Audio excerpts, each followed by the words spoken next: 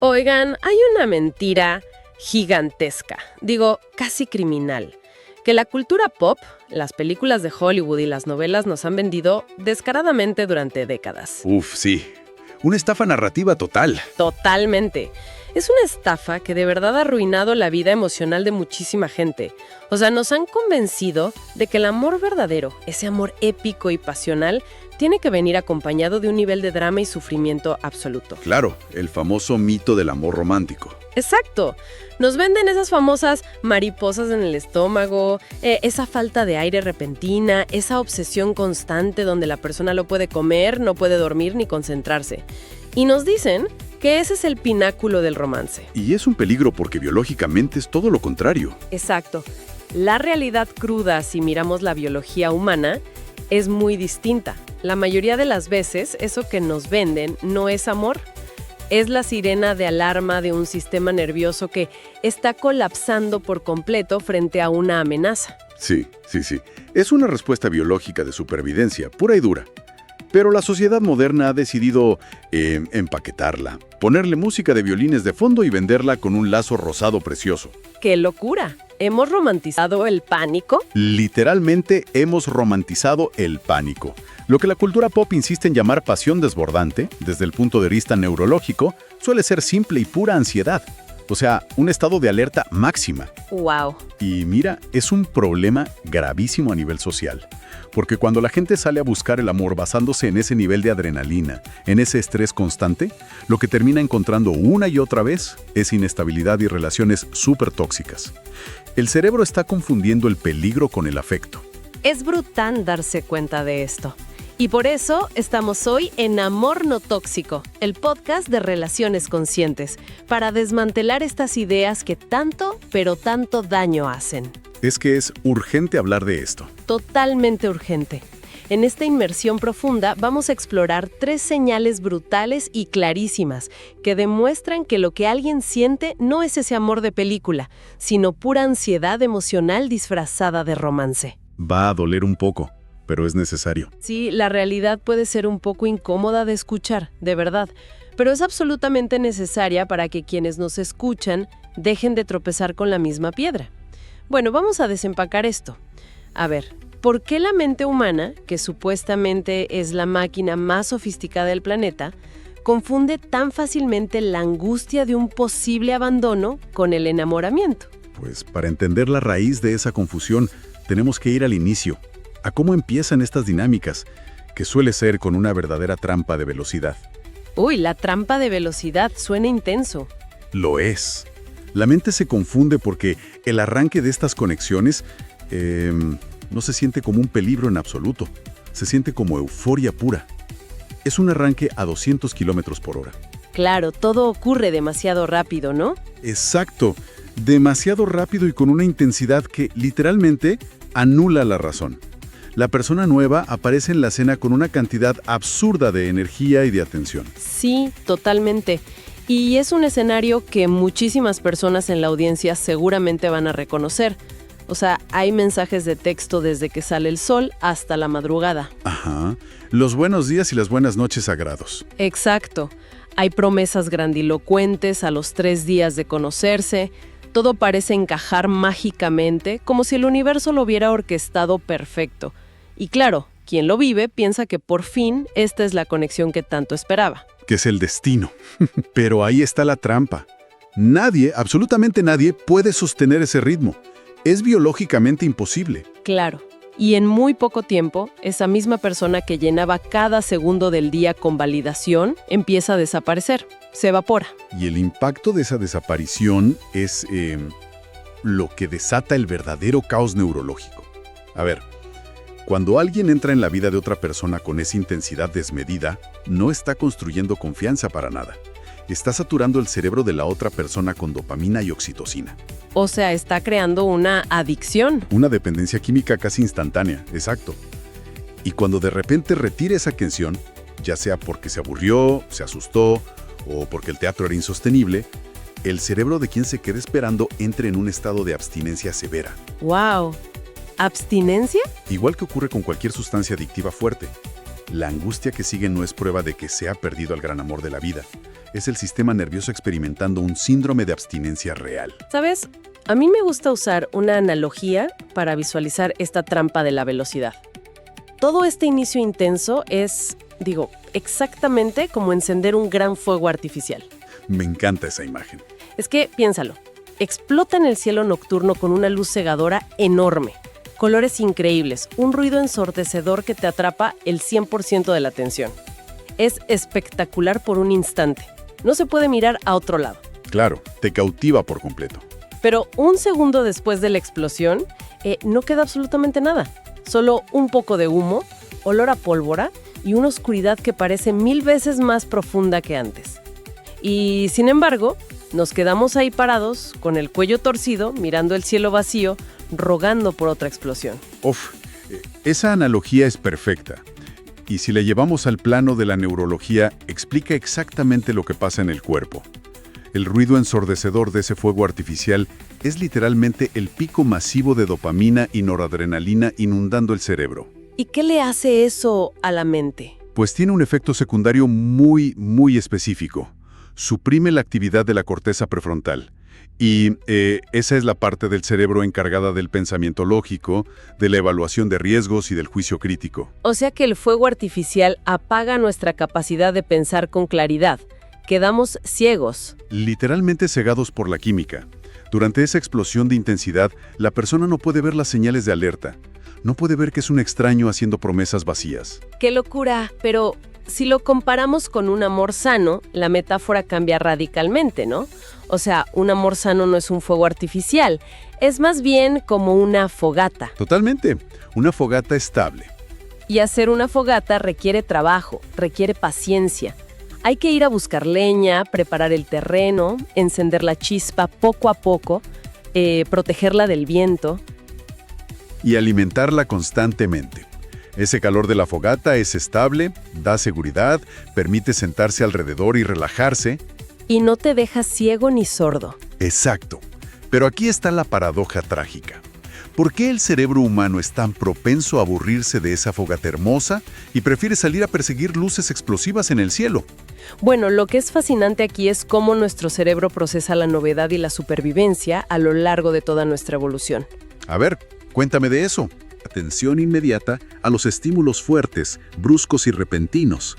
Si estabas en la sabana hace miles de años, un cambio brusco significaba una amenaza letal de la que tenías que huir, o una oportunidad extrema para cazar y sobrevivir. Claro, pura supervivencia básica. Exacto. Así que este fuego artificial emocional piratea o hackea nuestros instintos más primarios. En cambio, el calor estable de una fogata no requiere que estemos en alerta máxima. Genera paz. Y la paz debería ser buena. Debería. Pero aquí está el problema fundamental. Cuando un sistema nervioso ha crecido o se ha acostumbrado a vivir en entornos caóticos, donde el afecto era impredecible o condicionado, la paz se registra erróneamente en el cerebro como una falta de estímulo. O sea, se siente como algo aburrido. Se siente aburridísimo. O peor aún, se siente como la calma tensa antes del gran desastre. ¡Wow! Claro, el cerebro adicto al caos no sabe qué demonios hacer con la tranquilidad. Y eso nos lleva directo a la segunda señal. A lo que pasa cuando se apaga la luz y comienza el silencio.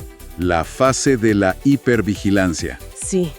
Una vez que la dopamina cae, porque la otra persona empieza a demorar en responder o pone excusas súper vagas, la mente de quien se queda esperando no se apaga. Al contrario, entra en un estado de hipervigilancia absoluto, impulsado por esa abstinencia para intentar llenar ese silencio que aterra. Es una reacción desesperada del cerebro. Y es una transformación casi cómica si no fuera tan triste. De repente, cualquier persona se convierte en un agente del FBI emocional. Es una descripción brutalmente precisa. El FBI emocional. El sistema nervioso, al percibir esa retirada de atención como una amenaza a su propia supervivencia, despliega absolutamente todos sus recursos para resolver el problema. ¿Y cómo se ve eso en el día a día? Pues se traduce en pasar una cantidad enorme, casi enfermiza de tiempo pensando en lo que la otra persona siente o hace. Se genera un bucle de preguntas tortuosas que te drenan toda la energía. Preguntas como, ¿por qué se conectó a las 3 y no me escribió? O ¿habré dicho algo demasiado intenso ayer en la cena? Exacto. ¿O estará perdiendo el interés y conociendo a alguien más? La carga cognitiva de tratar de descifrar los sentimientos del otro se vuelve el centro absoluto de la existencia y empieza a afectar el trabajo, las amistades, hasta la salud física. Es como si la mente se convirtiera en un superordenador dedicado exclusivamente a analizar microdatos irrelevantes. O sea, la gente analiza el tiempo exacto de respuesta de un mensaje cronometrado. Se estudia el tono de voz en un audio de 5 segundos, si usó un punto final, si el emoji fue una carita o un pulgar arriba seco. El famoso pulgar arriba que destruye autoestimas. Sí. Y si alguien está gastando 4 horas de su día en un grupo de chat con sus amistades, mandando capturas de pantalla para intentar decodificar un simple hola, ¿todo bien? Eso es una señal de alarma gigantesca, de que el sistema nervioso está pidiendo auxilio. Totalmente. Es un grito de auxilio del cuerpo. Pero, a ver, hagamos de abogado del diablo un segundo. Si conozco a alguien nuevo y no hay absolutamente nada de intriga, pues qué aburrimiento, ¿no? Un poquito de misterio es como el motor del coqueteo, de la seducción al principio. ¿Dónde está la línea entre ese misterio divertido y esta hipervigilancia destructiva del FBI? Mira, esa es una de las distinciones más vitales que podemos hacer. Y la clave está en el objeto de la duda. Hay una diferencia abismal entre la curiosidad natural del descubrimiento y la duda paralizante que amenaza tu propia identidad. Ok, a ver, explícame esa diferencia. La curiosidad natural y sana suena a cosas como ¿cuál será su película favorita? O ¿qué opinará sobre este libro que acabo de leer? O ¿cómo será su sentido del humor en persona? Es un juego, es algo lúdico. Es conocer al otro. Exacto. Pero la duda paralizante del FBI emocional, en cambio, es cuestionar el valor propio y la permanencia del vínculo. O sea, dudar sobre uno mismo, no sobre el otro. Totalmente. La hipervigilancia suena a ¿soy suficiente para que se quede? Tengo que actuar de cierta manera para que no me abandone de la nada. Es vivir con el terror constante de que el suelo va a desaparecer en cualquier momento. ¡Qué desgaste tan terrible! Muchísimo. En el amor verdaderamente sano y consciente, esa duda existencial constante casi no existe. El amor sano construye desde muy temprano un terreno donde hay certeza sobre el interés mutuo. Ello puede estar en sus vidas pasadas, pero nunca en si la otra persona te valora o si quiere estar ahí. Si esa duda constante sobre si se quedará o huirá está presente de lunes a viernes, eso no es intriga romántica, es un entorno de profunda inseguridad emocional. ¿Qué forma tan clara de ponerlo? Es la diferencia gigantesca entre querer saber si le gusta la pizza o el sushi y querer saber si hoy va a decidir que existes o que eres invisible. Así de crudo. Y esa duda obsesiva, ese vivir en vilo tratando de adivinar, nos empuja directo a la tercera señal, que es la consecuencia más grave de todas. Aquí es donde se pone realmente interesante, pero también bastante oscuro. Sí, este es el punto crítico. Porque todo este proceso culmina en entregarle las llaves del propio bienestar emocional a las acciones arbitrarias de un tercero. O sea, es una cesión de autonomía total. Así es. Y este es el punto de quiebre donde la ansiedad demuestra que ha tomado el control absoluto de la mente de la persona. ¿Cómo se ve eso en la práctica? Pues el estado emocional, el buen humor, la motivación para ir a trabajar, pasan a depender en un 100% de cómo esa figura externa decida comportarse ese día específico. La estabilidad interior queda completamente secuestrada por el otro. Es brutal. Para visualizar el absurdo de esto, imaginemos que la mente es como un panel de control súper sofisticado. Es como si alguien se arrancara del pecho el control remoto de sus propias emociones. Ese control donde están los botones del entusiasmo, de la paz, de las ganas de vivir. De la autoestima misma. Exacto. Y de forma voluntaria, va y le regala ese control remoto en una bandeja de plata a alguien que a veces ni siquiera sabe qué botones está apretando. O peor, a alguien a quien francamente le importa un rábano. Es regalarle tu centro de mando a un extraño. Totalmente. Si la persona al otro lado decide mandar un mensaje lindo por la mañana, ¡puf!, se oprime el botón de la euforia máxima. El sol brilla, el café sabe riquísimo, el estrés del trabajo no importa. ¿Pero si no escribe? Si decide aplicar la ley del hielo y desaparecer por 24 horas, oprime el botón de la angustia profunda. El mundo se derrumba, hay un nudo en el pecho y no hay energía ni para levantarse de la cama. Es vivir literalmente en una montaña rusa extrema, operada por alguien que no te conoce. Y mira, la razón biológica de por qué alguien haría algo tan aparentemente ilógico e irracional con su propio control remoto es la revelación más dura, pero a la vez más liberadora de todo este tema. A ver, cuéntanos. Entregar ese control remoto no es un acto de amor incondicional, ni de entrega romántica épica. Es pura memoria implícita. ¿Memoria implícita? Sí, es el sistema nervioso ejecutando un guión, un patrón que aprendió hace muchísimo tiempo. Entender esto arranca de raíz toda esa culpa y ese romanticismo tóxico. No es el destino, es biología. Explícanos un poco más de esto, porque suena a que estamos como preprogramados desde antes.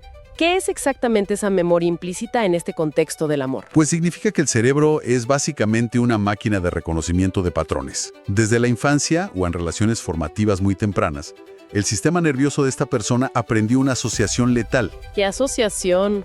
Aprendió que el afecto, la atención o el amor venían mezclados inevitablemente con inestabilidad, con rechazo intermitente, o con la necesidad de ganarse el amor siendo siempre hipervigilante. O sea, amor igual a luchar por él. Exacto. El cerebro grabó esa ecuación en piedra. Amor igual a ansiedad. Entonces, años después en la vida adulta, cuando esta persona se cruza con alguien que le ofrece este mismo cóctel tóxico de atención desmedida, seguida de distancia fría, El cerebro lo reconoce. el cerebro escanea el patrón, lo reconoce al instante y dice, yo conozco este dolor.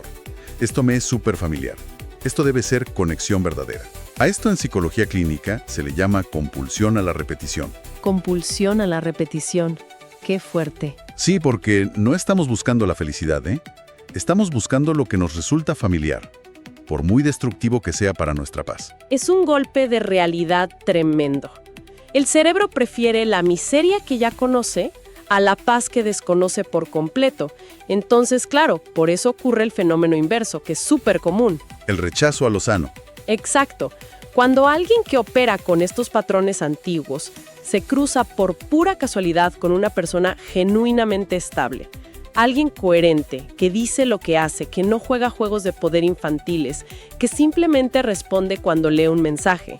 Una persona sana, vaya. Sí, el cerebro escanea la situación, busca el caos, busca el peligro inminente para activar sus defensas, busca la necesidad de luchar por atención y al no encontrar absolutamente nada de eso, no libera el pico de dopamina. Cero fuegos artificiales. Cero. Y entonces la mente dice, qué extraño, aquí no hay química, no siento el chispazo, esto es aburridísimo. Cuando en realidad lo que falta no es amor, lo que falta es la respuesta de trauma. Exactamente. Se descarta a personas maravillosas simplemente porque no activan nuestras heridas de la infancia. Y esto plantea una disyuntiva que, puede parecer aterradora al principio. Sí, da un poco de miedo. Porque al escuchar cómo funciona este mecanismo a nivel biológico, la reacción natural de la gente es sentir desesperanza. Si el propio hardware de nuestro cerebro está programado con este patrón tóxico, si rechazamos la paz y buscamos la ansiedad por pura familiaridad neurológica, la gran pregunta es, ¿cuál es la salida de este infierno?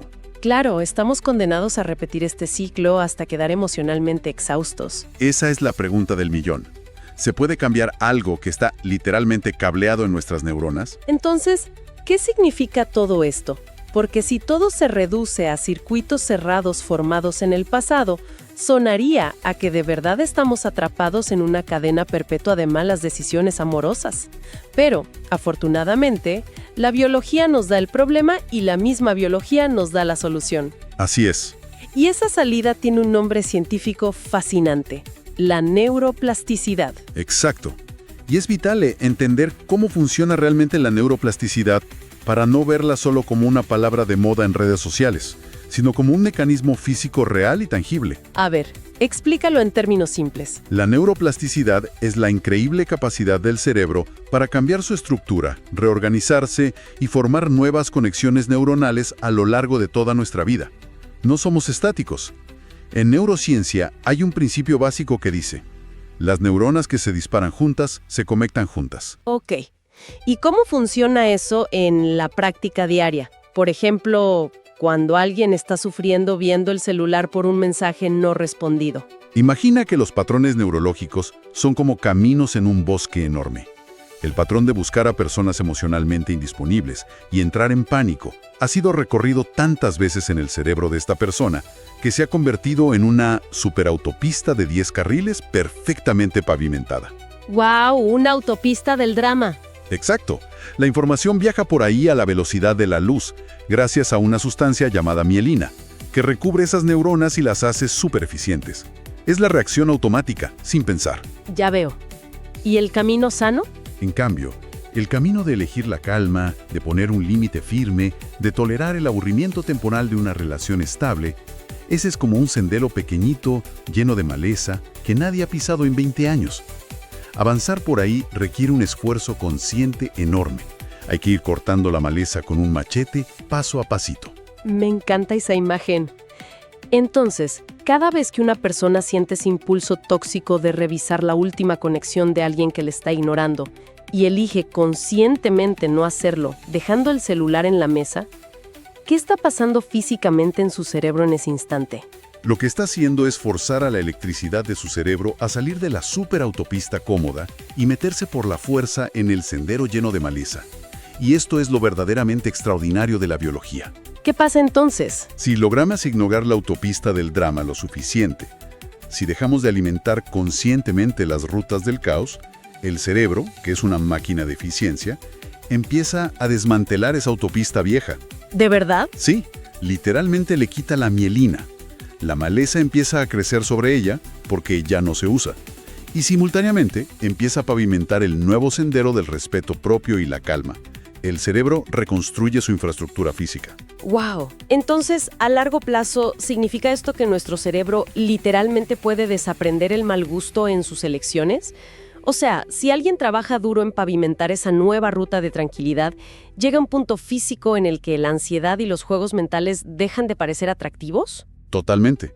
Es un cambio fisiológico real. No es solo tener una actitud positiva frente al espejo. Al cambiar las rutas neuronales profundas, la química hormonal del cuerpo también cambia. Claro, el cuerpo responde diferente. El fuego artificial deja de ser hipnótico porque tu sistema nervioso ya no requiere un choque violento de adrenalina para sentir que está vivo. Esa intensidad desmedida de alguien que recién conoces ya no se registra como amor a primera vista. Se registra como una bandera roja gigante. Exacto.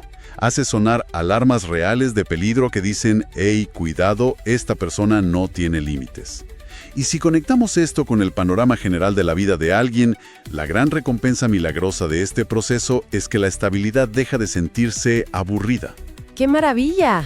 De repente, la previsibilidad de una pareja constante, alguien que está presente sin hacer drama todos los fines de semana, empieza a generar una sensación de hogar que es profundamente magnética y atractiva. Es literalmente tener el superpoder de reescribir nuestro propio código fuente desde adentro. Es dejar de ser el pasajero aterrorizado en la montaña rusa del trauma y por fin tomar el volante. Dejar de buscar inconscientemente a esa persona que tiene la habilidad perfecta para abrir nuestras heridas y empezar a valorar a quien nos ofrece un espacio seguro para sanarlas. Exacto. Buscar el refugio, no la tormenta. Y claro, esto exige un nivel de conciencia brutal en el día a día. Obliga a dejar de romantizar el sufrimiento de una vez por todas.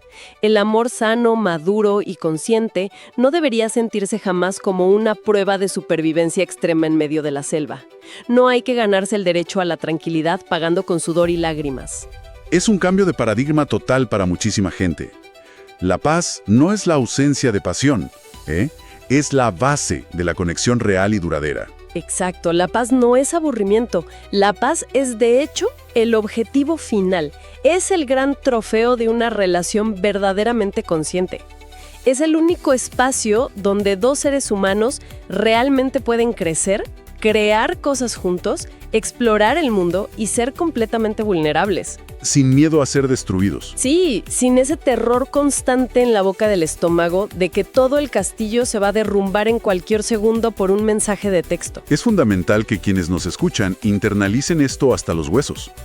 El amor verdadero calma tu sistema nervioso, regula tu respiración y francamente te ayuda a dormir mejor de noche. ¡Qué rico es dormir en paz! No te mantiene en estado de alerta táctica revisando el celular a las 3 de la mañana con taquicardia. Totalmente de acuerdo. Ha sido un análisis profundo, científico y bueno, bastante crudo sobre las mentiras que nos contamos a nosotros mismos sobre el amor. Y ahora queremos pasarle la palabra a quienes nos acompañan hoy. Sí, queremos escucharlos. Nos encantaría leer todas sus reflexiones en los comentarios. Viendo hacia atrás, con esta nueva perspectiva neurológica, ¿cuántas veces quienes nos escuchan habrán confundido pura ansiedad de abandono con el amor de su vida? ¿Cuántas veces se quedaron parados defendiendo un fuego artificial de 2 segundos, pensando que ese destello los iba a mantener calientes durante todo el duro invierno? Uf, duele pensarlo, pero hay que hacerlo. Por favor, compartan este audio, este análisis a fondo, con esa persona cercana, ese amigo o familiar que todos tenemos, que saben perfectamente que necesita de urgencia este golpe de realidad neurológico para despertar de su propio ciclo tóxico.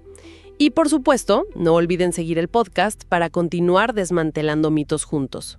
Y mira, para que este conocimiento de hoy no se quede solo en teoría bonita, quiero proponer a la audiencia un micro ejercicio práctico de autoconciencia emocional. A ver, excelente, me encantan los ejercicios prácticos. Es algo que toma literal 10 segundos y que es el primerísimo paso para empezar a construir, con el machete, esa nueva ruta neuronal de la que hablábamos. Ok, ¿qué tienen que hacer? La instrucción es súper directa. La próxima vez que vibre el teléfono y vean en la pantalla el nombre de esa persona que les genera tanta inestabilidad, ese vínculo de montaña rusa. Ok, el nombre peligroso en la pantalla. Exacto. Antes de abrir el mensaje, antes de dejar que el subidón de dopamina decida por ustedes, hagan una pausa obligatoria de exactamente 10 segundos. Pongan la mano en el centro del pecho, sientan la velocidad de su propio ritmo cardíaco en ese instante. Conectar con el cuerpo. Sí. Y háganse una sola pregunta de autoanálisis, siendo absolutamente implacables y honestos. ¿Lo que estoy sintiendo en el cuerpo ahora mismo es alegría genuina de conectar con alguien? ¿O es solo el alivio temporal de mi propia angustia por miedo a que se haya ido? ¡Wow! Esa pregunta es una bomba. Esa pausa de 10 segundos es literalmente el machete cortando la maleza en el nuevo camino del cerebro. Alegría genuina versus alivio temporal de la angustia. Son dos universos completamente distintos, pero que vienen disfrazados exactamente de lo mismo. Hay que aprender a diferenciarlos para sobrevivir. Y bueno, nos despedimos dejando una última idea provocadora flotando en el aire para que la mastiquen durante los próximos días y que de hecho va un paso más allá del romance tradicional. A ver, suéltala. Si lo piensan, esta vulnerabilidad biológica a la intensidad intermitente y a la ansiedad no solo nos sabotea en persona con alguien tóxico, es exactamente, y digo exactamente, el mismo ciclo neurológico que las aplicaciones de citas modernas utilizan en su algoritmo. Totalmente. Están diseñadas para eso. Nos han convertido a todos en jugadores sentados frente a una máquina tragamonedas de un casino, donde estar deslizando perfiles y recibir mensajes completamente impredecibles genera los mismísimos picos de dopamina y la misma abstinencia que un vínculo tóxico en la vida real. Es la misma autopista neuronal operando. Exactamente. Así que si las personas emocionalmente sanas, coherentes y estables le resultan súper aburridas a alguien en estas aplicaciones, tal vez esa persona no está buscando amor realmente. Tal vez solo es adicta al casino de su propia ansiedad familiar. Y ya es hora de levantarse de la mesa de juego.